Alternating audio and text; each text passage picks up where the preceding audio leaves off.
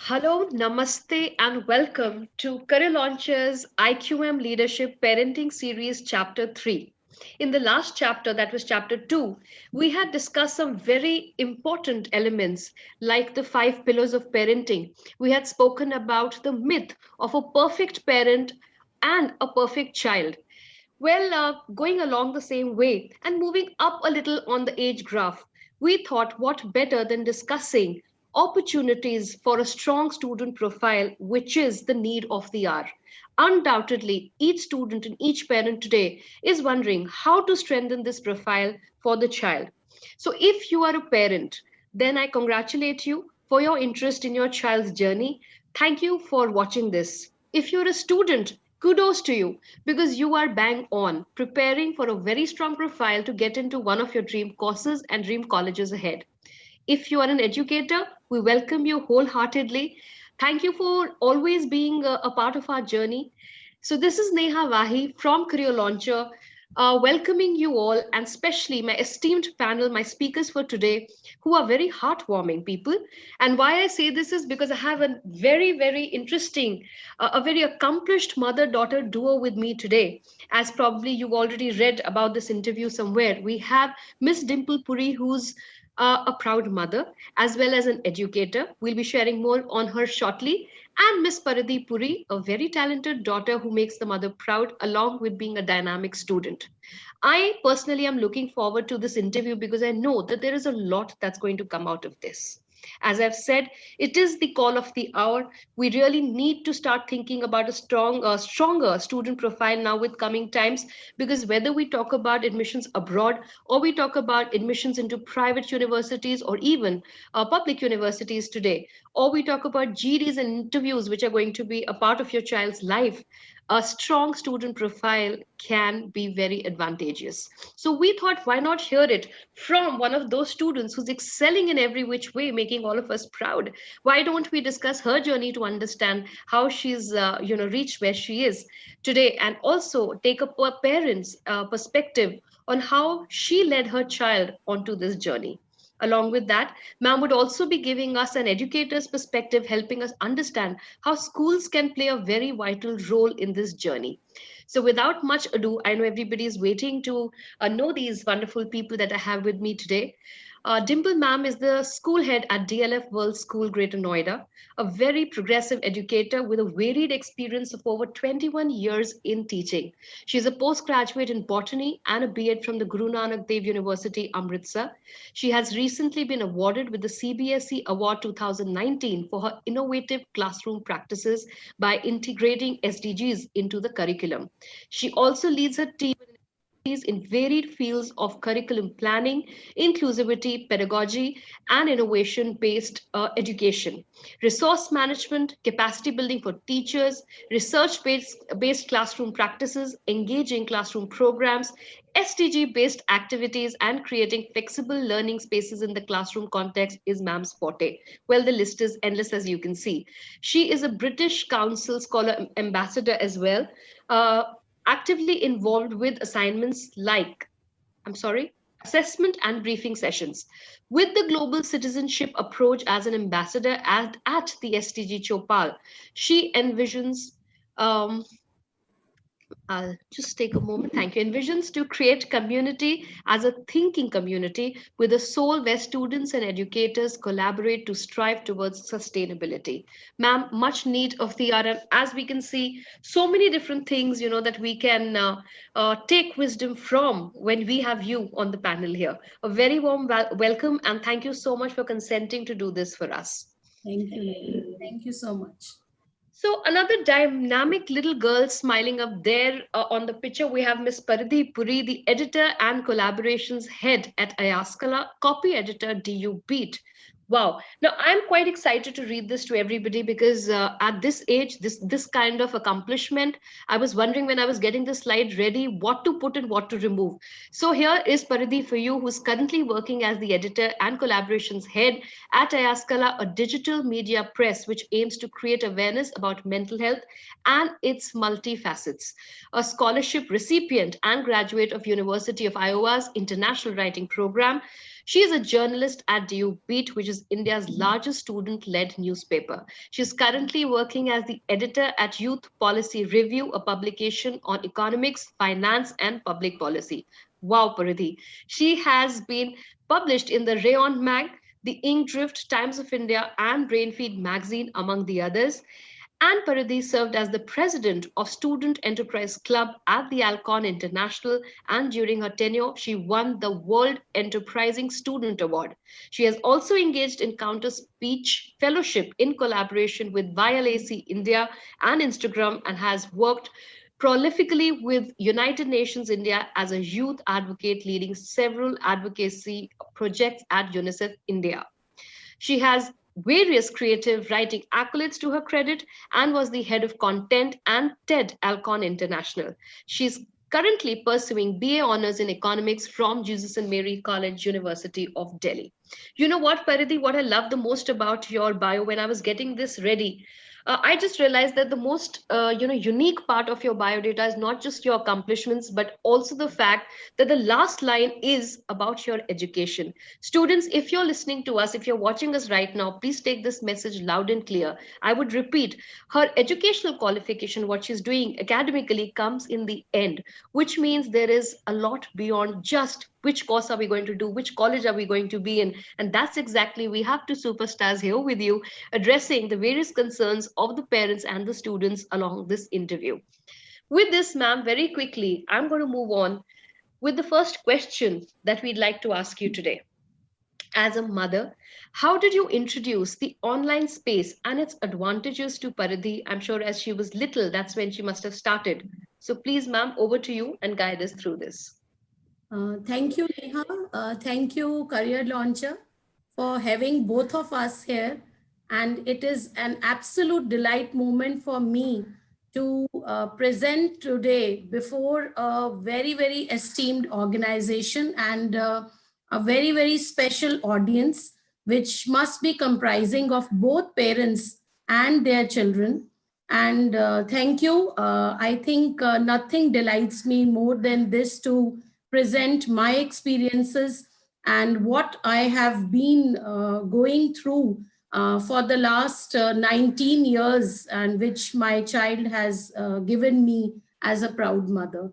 So I would like to begin with that digital world, digital technology has changed the world.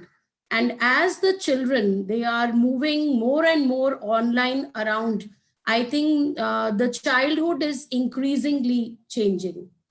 So for that matter of fact, Paridhi was born in the at the onset of 21st century. She's now 19 years old, and she's 2001 born. So dating back to 2001, once she was born, so the entire educators and the policy makers, in the world, they were advocating about fostering 21st century skills in the children. That means comprising of creativity, imagination, communication, critical thinking, all these skills, the student autonomy, personal development, all these things were talked about. And as a parent, once I went through all these skills as a parent, as an educator, that was a time when the online social platforms like Twitter, Instagram, Facebook, WhatsApp, they were fueling up, they were coming up. And the online access to these platforms by the children were getting more personal. They were more, I can say they were less supervised. So that was a time when I realized that it is very apparent for me to introduce the platform of internet and social media to my child very, very optimally. So, in this regard, the role of teachers and the school is also of paramount importance, because it was the time when Paridhi was small, in her primary classes only. She was exposed to project based learning, and the usage of internet came into being.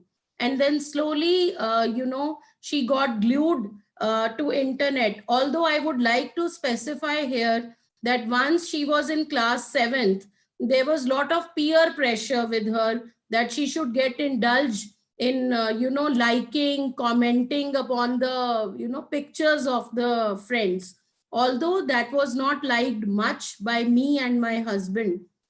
But still, we guided her that what are the pros and cons of using the social media. And then I thought that let me find out her inherent strengths. And we found that reading and writing was her inherent strength, because she used to read a lot of mythological books. We used to buy Amar Chitra Katha from Pragati Medan, World Book Fair, and a volume of 45 books at one time, and she used to read within a month all these 45 books. So I sat with her one day and I told her, why can't you optimally utilize this online space? And thereon, she looked into it, and making her the space very comfortable, where she started writing her own blog with the name Kaleidoscope of Affinity on WordPress. So in class 7th, Paridhi started with her blog, and all her self-composed poems, articles, writings, maybe the, feedback about her classroom situations, she started posting. And I used to get as a notification as a parent. And then I used to give feedback to her. And slowly I shared it with her teachers. She shared with her students. And this is how she optimally utilized her inherent strength of reading and writing, and then converting herself into a blogger and making her learning much more effective, easy, and efficient. So, this is how. Wonderful. So, I'd like to reiterate your points very quickly for the benefit of the students who are listening to us. Ma'am, you've said that nothing can compare to reading. We've heard that 45 books at a time, ma'am says, is what was being picked, and the child was reading it. At the age of 7, she was already blogging. And I think what I loved about what you said, ma'am, something so general that doesn't even come to our minds, her experience in classroom every day. I mean, such a lot of rich variety material would be available if a child starts jotting that down. So that was interesting to know. And with this, Paradhi, let's move to your question. Just give me a moment. All right. Can you see your question now? We want to ask you that according to you, do schools play an important role in introducing various online opportunities to their students, thereby strengthening their profile? What has been your experience? Yes, definitely. Schools play a very important role in not only introducing online opportunities, but regular co curricular and extracurricular activities. Uh, um, Fortunately for me, by the time I was in high school, I was regularly exposed to so many projects and opportunities that they became a part of my daily learning. I regularly organize a lot of events and fests. I was the head of content when I was in 12th grade of the TED Alcon International School, which is one of the first time a school in Delhi, organized an event at such a high level. So I'm very fortunate to my school and my mentors at school for regularly exposing me to so many opportunities. And so when my advice to students my age would be that as you grow and come to age, you must find a particular niche for yourself.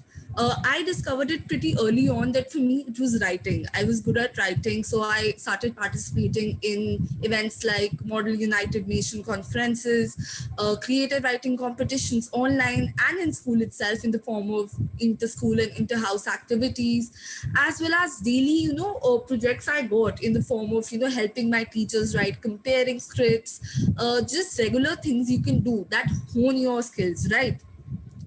And that helped me to gain a niche for myself. So by the time I was in college, I was starting college, I already knew that this was what I was good at. So by the time I completed my first semester in college, I knew that DU Beat was on the horizon and I could join it, and I eventually did.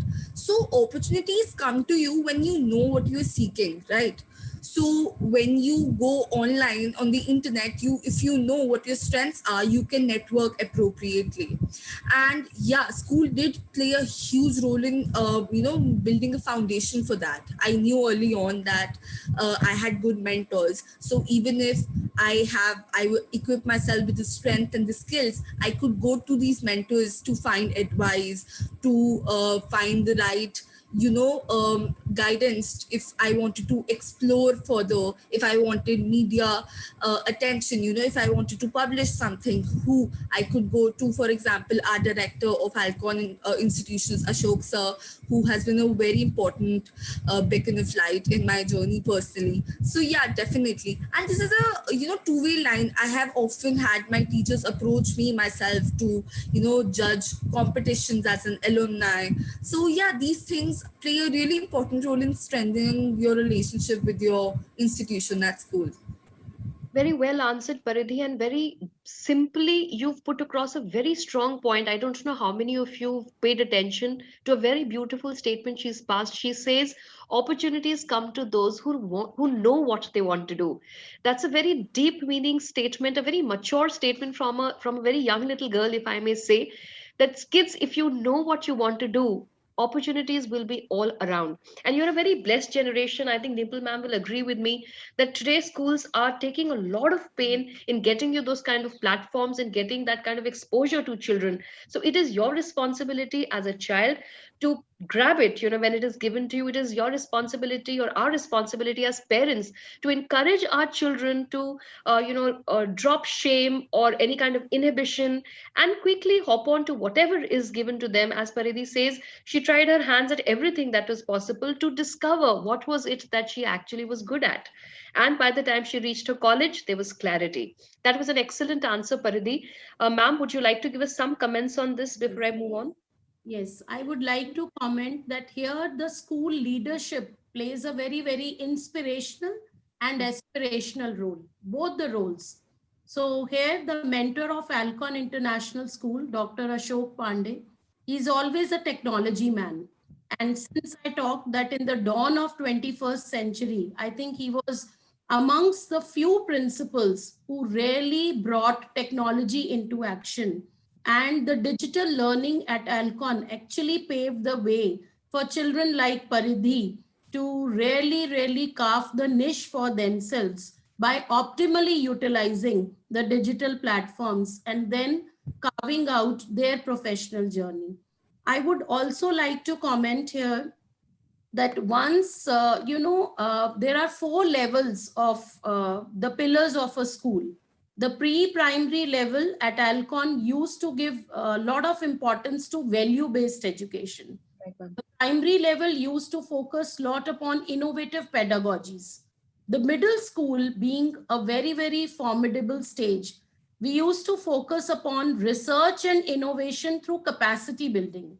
And last but not the least, very significant stage, the senior section, in which we used to focus upon preparing the child for college, career, and life. So, this is how the impact of social media comes into action when you have to prepare your resumes, for entering into the colleges, for entering into the foreign universities. So, if you optimally utilize these digital platforms right from a foundational stage, as mentors, as teachers, as parents, you keep guiding the children as a school leadership, then I think the task of parents and children, it becomes very easy. And I think I have been a testament to that, that now once my child goes out after graduation, if she wants to pursue her higher education at a foreign university, her resume is quite heavy, to get enrolled into the admission procedure.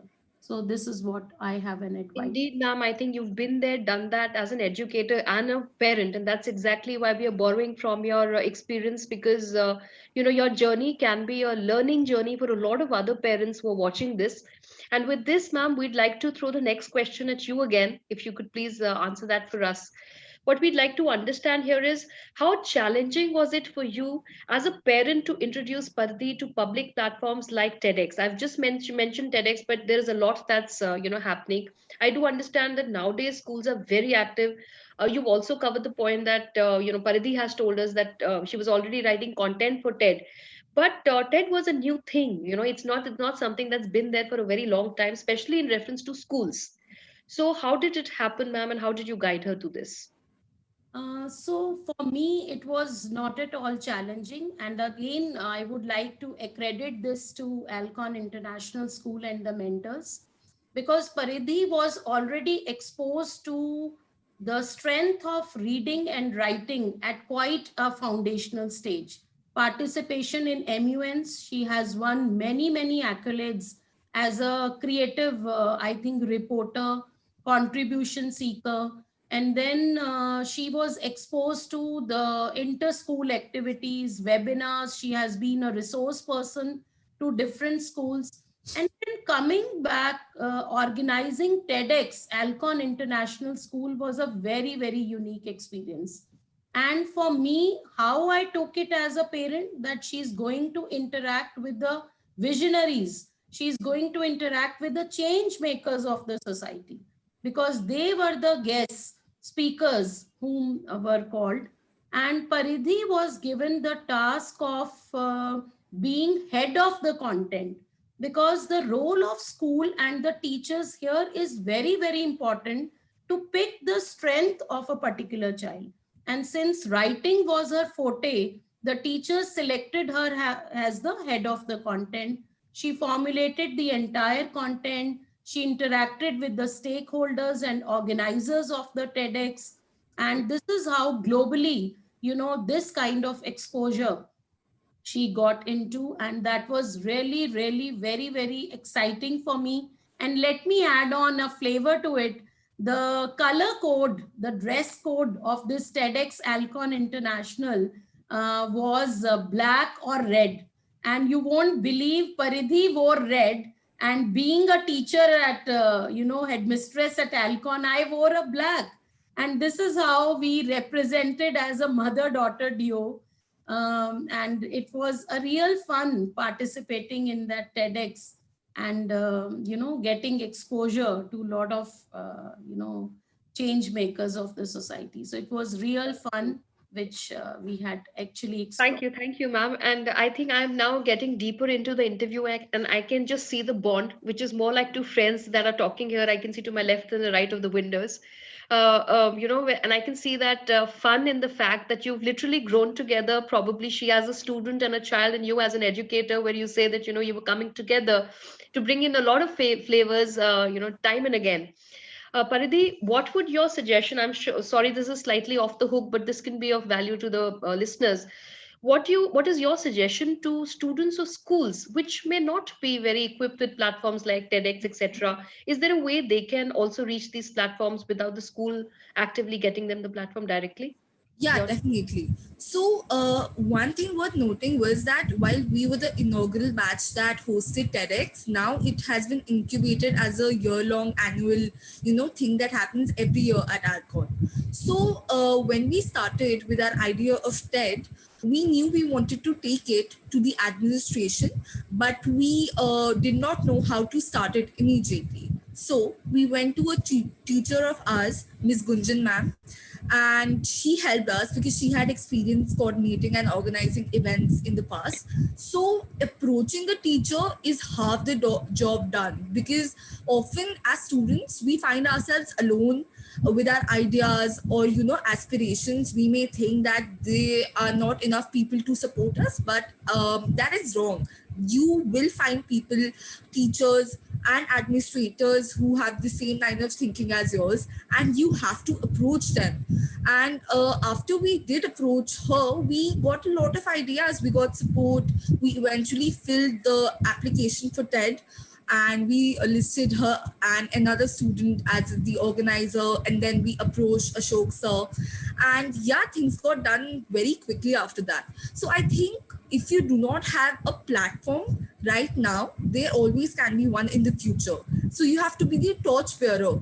to, inculcate that in your school. And once I think a few things like these start happening in your school, the further batches down the line also have another spirit inculcated in them, because they look up to their seniors, they look up to their teachers. And when every batch graduates, there's always a new thing that the subsequent batch of students does, down the line. Like when I graduated, the senior batch in school, they organized a humanities fest, and which had never been done before in Alcon.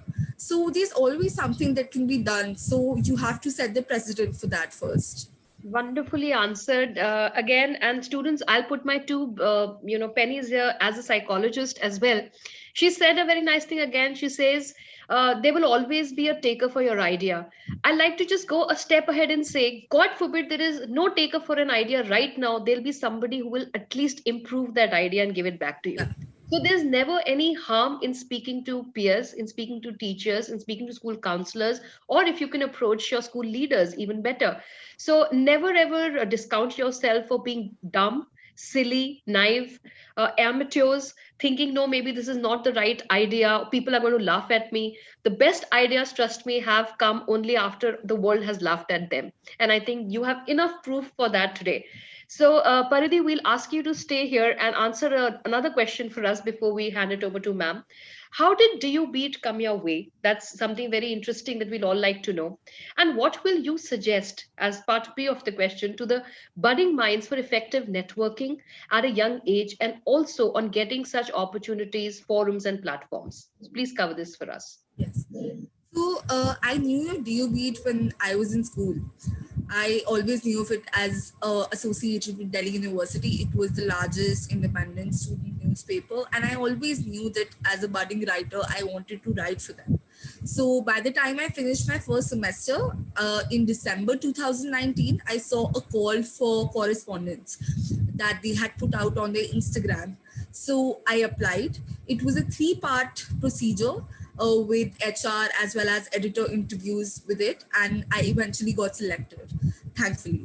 The journey has been really rewarding, and it has helped me grow not as a writer but also as a leader, as a collaborator, which I think the best of roles in any organization, they have a multifaceted growth to your personality. So it was that. And what do I suggest for networking? I think networking is a 2-part way. Like I said, first you have to find your niche. So I found it, like I said pretty early on, that I was good at writing. What I didn't say earlier, that when you recognize your niche, like I did, that I was good with writing, I also recognized that I was also good at, say, editorial and research roles as well. So I had these in mind when I started out. So with networking, what I did was I joined the right Facebook groups on Facebook, followed the right pages on Instagram. I can name a few of them. There's an excellent group called Network Capital on Facebook that I joined last year that has really introduced me to a lot of opportunities, not only in terms of, say, societies, but also in terms of internship, job opportunities, research internships, things like these. There are few pages on Instagram by the name of Scholarship Corner, Youth Opportunities, that have really, so what they do is they update you with international opportunities. They may be exchange groups or essay competitions, as well as different research opportunities, so that along with their deadline, so that you can apply in time, as well as receive notifications on the Outlook. So stuff like this is really important, and it's just free. You, if you're on Instagram and Facebook, you can just give a like or follow, so that you can keep updated with such opportunities. And if you think that you have the right mind for it, you can go ahead and apply. There's no harm in that. A lot of students my age also suffer through what I call imposter syndrome. They often think they are not good enough to apply, or they are not good enough to receive a reply back, or stuff like this, which is honestly, all of this is daunting. I will not say that it is not. A lot of it was daunting for me too, but I think just giving the first step And even if you receive rejection, which you will in plenty of your career too, I think just giving a step forward, believing in yourself is enough for now. Again, beautifully answered. I'm beginning to get a, you're earning a fan every time you answer. I get more in love with you, Paridhi. I love the clarity with which you speak at this age and the selection of words. So I must compliment you there. And students, you have a live example. So you better don't tell me that, ma'am, don't give us, philosophy in the air. You have a live example telling you that it is all right to fail, telling you that she also went through, those feelings of daunting.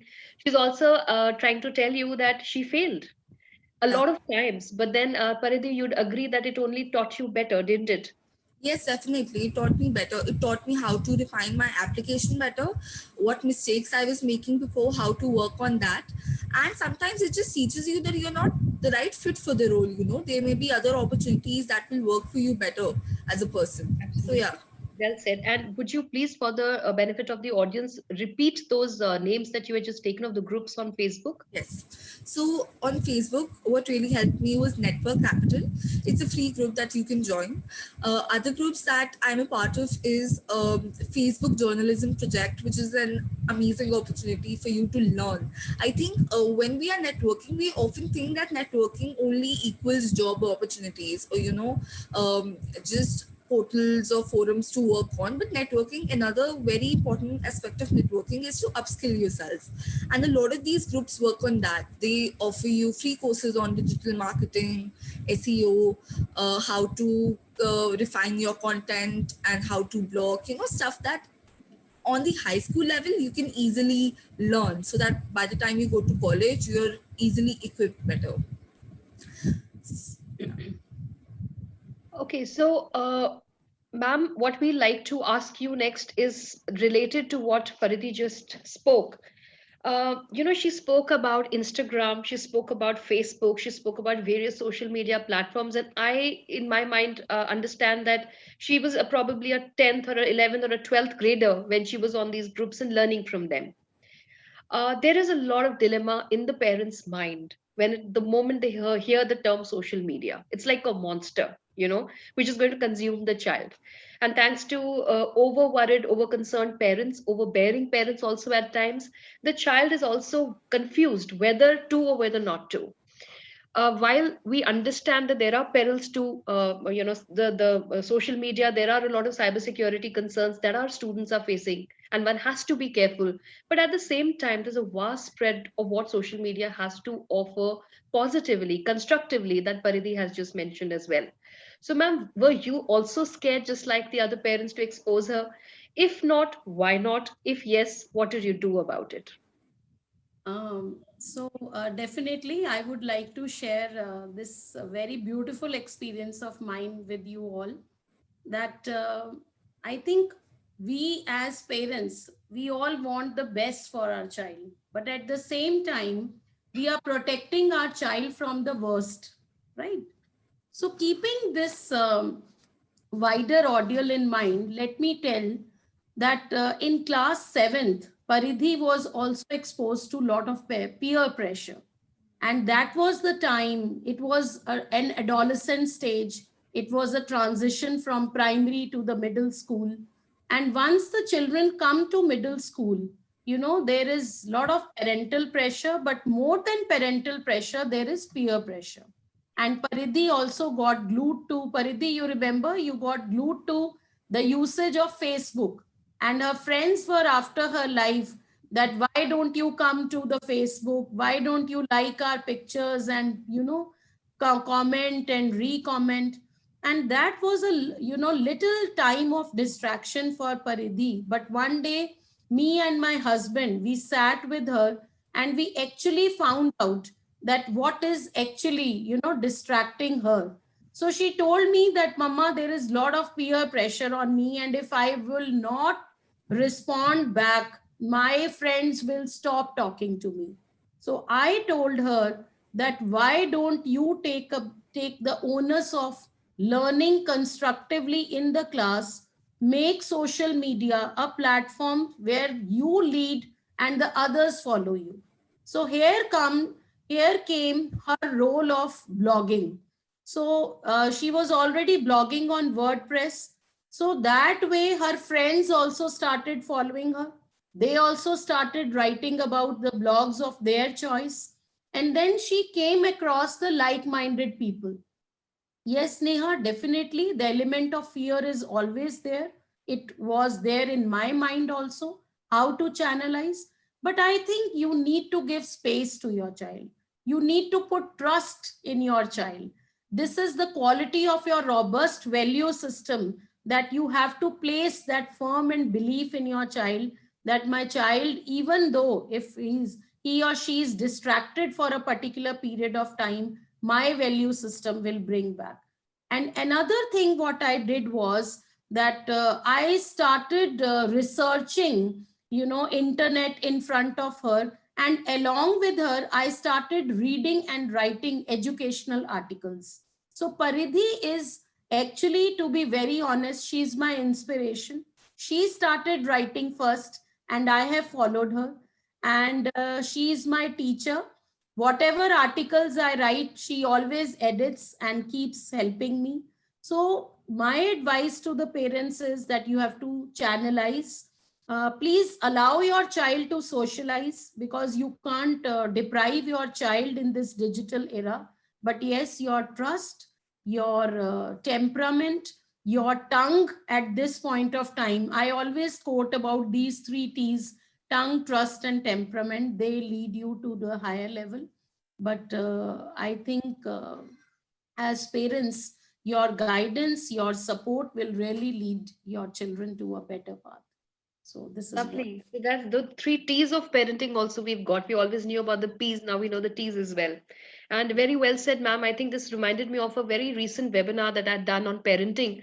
But this is the exact question I raised, that why are parents continuously, or why are we parents, I will keep making that correction, continuously trying to be the teacher to our children? Why can't we become the students and let them be the teachers?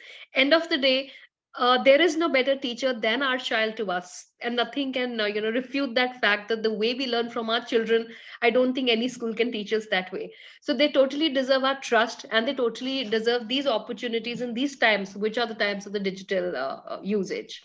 Paridhi, back to you for some quick advice as to what you recommend in regards to the use of online tools and resources to young aspirants.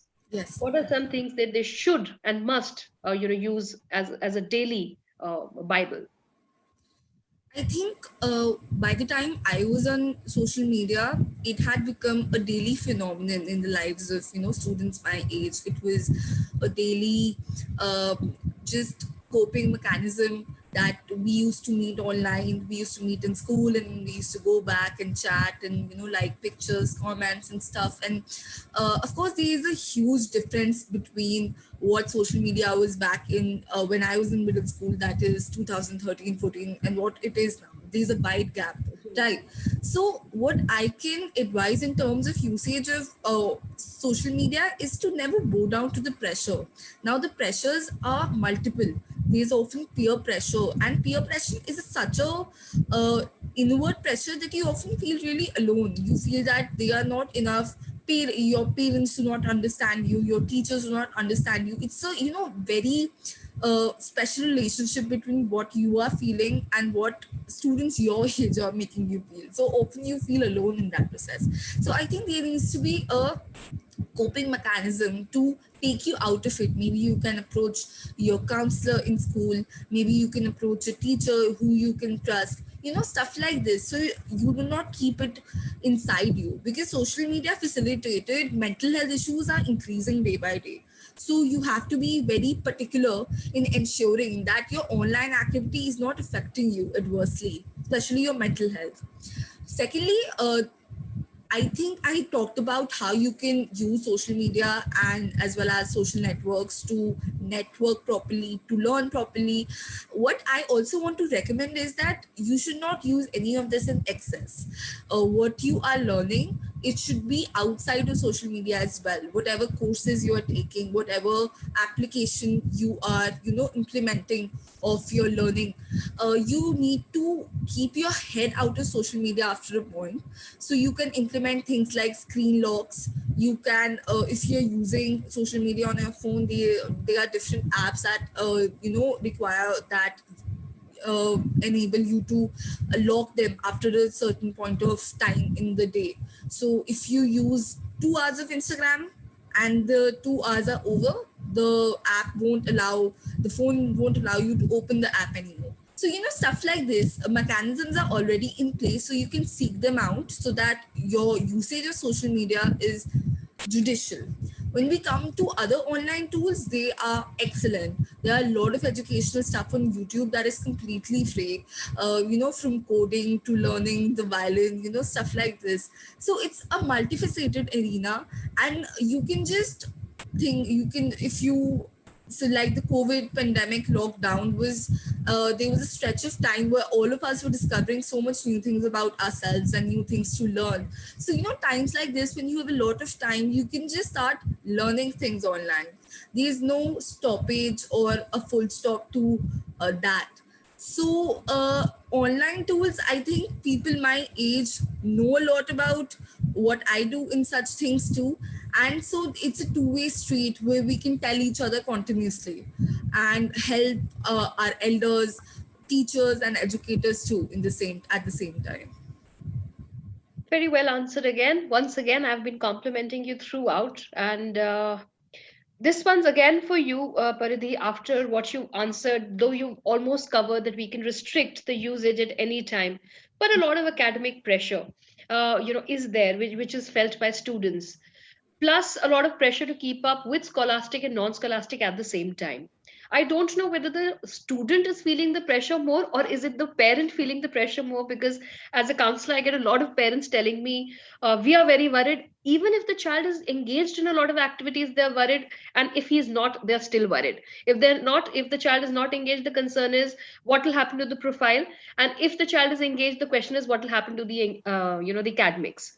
So how does a child keep up with these kind of pressures, and how does he maintain a very judicial balance between online learning, between his scholastic and non-scholastic activities? I think, coming from to me, I never considered scholastic and non-scholastic as black and white binaries. I always considered them two ways through which I could learn, right? So when you consider them, two things that complement each other in their learning processes, you will find a way to cope through the pressure. So when I was in school and I was indulged in a lot of activities, I knew the time that I had to study, right? Whether they were my tuitions or they were my classes, a lot of which I missed too. But I knew that this was the time I studied, and I had to put my head down and complete my work so that when I had a unit test or my half yearly is approaching, I knew that this was my syllabus and this was how I had to cover it, right? So when you are growing and you are juggling with a lot of things, slowly and slowly you will find your right balance to how to perform these things. For me it was different, for another student it might be different. I used to be regular with my studies while keeping up with all of the course scholastic activities I was engaged in. So it may be different for another person, but what we have to keep in mind is our priorities, our what our targets are. So if we aim high regarding both of these things, none of this would suffer. I also want to say that a huge part of the balance I was eventually able to maintain was my school, who that my teachers were very supportive. I remember when I was leading the UNICEF, I was leading UNICEF at the youth representative at the World Children's Day 2017. On the day I had to go there, I missed a unit test I had. And my school was they were very approachable and they were very calm. They rescheduled it as a retest so that I could give it later. A lot of students who participated in annual day celebrations, they could easily miss out on a cycle of examinations because they were practicing and they could give it later. So mechanisms like these at the school level, if administration employs, they are very encouraging to students. And of course this depends on school to school, the kind of culture a school cultivates in their students. But I think if educators are hearing this, this is a great way to go about that. Whatever your students do, they are encouraged to invest in, other hobbies or interests of theirs, and while knowing that their academics won't suffer. Very well. I think, yes, if the educators are listening to this, I'm sure most of them would agree. And there is a lot of difference in the cultures back at school now. Schools are very open to these kind of activities. Rather, I see schools encourage them themselves. Pam, what is your quick message to the parents? Because you're a parent as well, and I'm sure there were times when the decision was difficult, whether you had to tell Paridhi to take an exam or go for one of these extracurriculars. So, what are those quick thoughts that you like to share with the parents on this? Okay, so as a parent, I have never believed in achieving the academic premises. For me, the overall development is the sum total of skills which are being possessed by a child. And the school of my child, Paridhi, has been advocating, and they have been very, very instrumental in, in displaying the overall personality of the child. So this is number one. And as Paridhi has said, that in our school, scholastic and non-scholastic activities were never divided. They were very well integrated within the curriculum. Even if a lesson was taught in the classroom, the co-curricular activities like role plays, the dramas, the theater, the dance was very well integrated to shape up the overall personality of the child. Quoting one recent example, 2019, Paridhi passed out class 12th, and 12th July, she had to go to Iowa University, United States of America, because she had to represent India for the Between the Lines creative writing program. And by first week of July, Paridhi's admission in Delhi University was not decided. The first cutoff list had not come. And on one hand, we were worried that the admission should take place. On the other hand, we were worried that such great opportunities should not missed. But we decided, me and my husband decided that whatever the first list comes, because she scored 97% marks in class 12th, we will opt for that college. We are not going to miss this Iowa opportunity. So for me personally, I have been a very, very big beneficiary, a recipient of Paridhi getting accolades in the non-scholastic activities. And as she was growing up with the non-scholastic activities, her concentration and focus towards academics was soaring high day by day. So my message is that if you allow your child to excel in co-curricular activities, never think that the academics is going to hamper.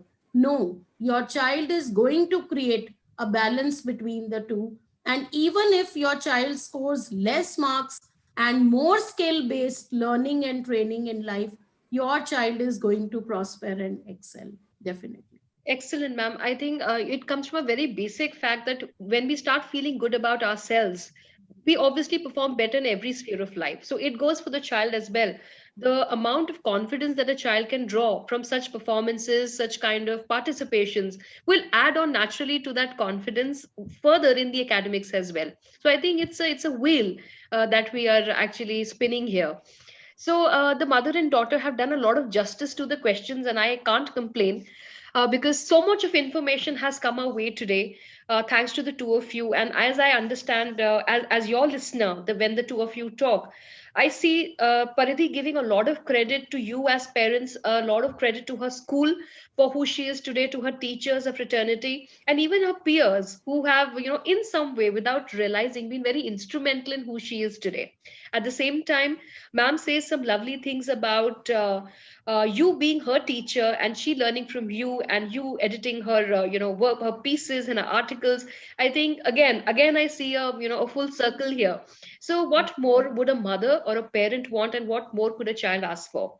There is so much gratitude, Paridhi, that you have shared with us. that you've given to your school today, that I feel very happy, because while most of us are very proud about our schools and our institutes that we've studied out of, how many of us do remember it the way you have actively been thanking and repeatedly giving them credit? So we wish you good luck. You're already a star for me, and I can see a lot of promise ahead with a very invested parent guiding you and holding your hand, rather parents who are there for you always, like ma'am has been repeatedly telling us about her sir and her, both of them together making helping you with your decisions. I already see that you have a great promising journey ahead, and we wish you good luck as a team of career launcher, that you attain greater heights, and one day we get to interview you on another topic where you lead and add a lot of value. Ma'am, for you, thank you so much for coming in as a parent and educator and adding value to the platform. It's always a pleasure to listen to you. It's always a pleasure to learn from you, because what you speak is totally out of experience and your heart. So it's a very beautiful mix that we get from you always. So thank you once again, ma'am and Paridhi, for taking out time. And thank you to all the students, the parents, and the educators worldwide who would be listening to this interview, who would be watching this. This is from Team Career Launcher to all of you, to tell you that once you decide what you want to do, the sky is the limit and the world is out there to help you and provide for it. So, like Paridhi said, I'll sum it up with her line: once you know what you want to do, once you know what you're good at, the opportunities will follow.